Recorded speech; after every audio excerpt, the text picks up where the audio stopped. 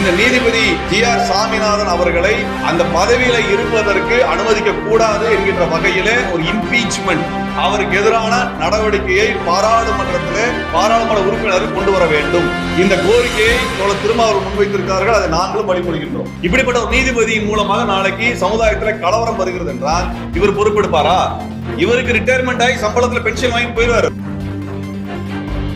ஆனா சமூகத்தோட பிரச்சனை யார் பாக்குறது? சமூகத்தின் மீது அக்கறை கொண்டுதான் தீர்ப்பு தர வேண்டும் ஒழிய, சமூகத்தில் சிக்கல் வரக்கூடாது என்பதற்கான தீர்ப்பு தர வேண்டும் ஒழிய, இவர் விருப்பத்தின் அடிப்படையில் இவருக்கு பிடிச்ச இந்து முன்னணி உறுப்பினராக இருக்கிறார் எங்களுக்கு தெரியாது. இந்து முன்னணிக்காக இவ்வளவு தூரம் வளைஞ்சு ஒரு வேலை செய்யும் பொழுது எனக்கு சந்தேகம் வருகிறது. என்ன சந்தேகம் என்றால், இந்து முன்னணியினுடைய இன்டெகிரிட்டியை பத்தி கேள்வி கேட்காமல் ஒரு நீதிபதி இருக்கிறார் என்கின்ற சந்தேகத்தை நாம் எழுப்ப நீதிபதி அவர்கள் இது குறித்தெல்லாம் கேள்வி எழுப்பல. அவரோட கடவுள் கிடையாதுங்க. அவர் முருகனுக்கு மேல்பட்ட ஆள்லாம் ஒன்றும் கிடையாது.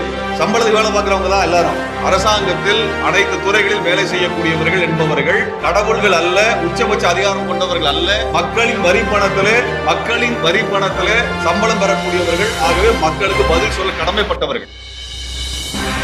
அதனால அவர்களும் மக்களின் நலன் சார்ந்துதான் முடிவெடுக்க வேண்டும். இது போல மக்கள் விரோத முடிவுகளை எடுப்பது வன்மையான கண்டனத்துக்குரியது. அந்த நீதிபதி பதவி நீக்கம் பெற வேண்டும். இதற்கு அந்த நீதிபதிக்கு ஆதரவாக தீர்ப்பு வரும் பட்சத்தில் அந்த நீதிபதிகளும் விசாரணைக்கு உட்படுத்தப்பட வேண்டும் தான் எங்க நிலைப்பாடு. யாரா இருந்தாலும் எங்களுக்கு அதெல்லாம் பிரச்சனை கிடையாது.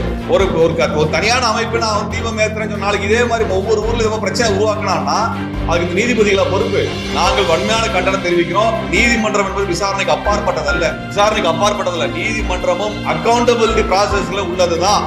ஜனநாயகத்திற்கு கீழாக அனைவரும் கேள்விக்கு உட்படுத்தப்படக்கூடியவர்கள் தான்.